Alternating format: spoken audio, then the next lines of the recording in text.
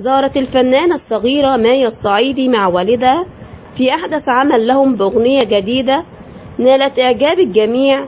نالت أغنية الفنانة الأردنية مايا الصعيدي الجديدة نجاحا كبيرا بعد أسبوع على طرحها، فحققت مليوني مشاهدة في هذه الفترة الزمنية القصيرة. عبرت الطفلة الصعيدي عن حياتها اليومية في الأغنية، حيث ما زالت تشعر بالألم من عرسة والدها الذي يجب عليه مصالحتها كما تقول كلمات الأغنية.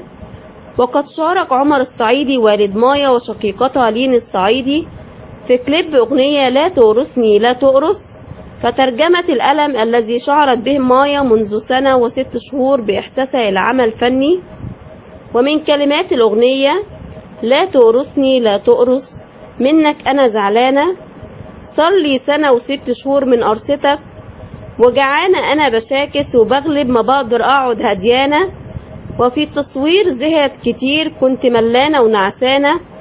وعن سعادته بنجاح العمل الفني قال عمر الصعيدي: تفاجأت في فيديو قديم نشر عبر مواقع التواصل الاجتماعي، جميعهم ينتقدوني لأني قمت بقرصة ابنتي مايا بطريقة عفوية. تفاجأت من ردود فعل الجمهور، وحينها أصريت على إنتاج عمل فني يوضح أن ذلك أمر طبيعي بين الأب وابنته، وأن كل شيء بيني وبين مايا على ما يرام.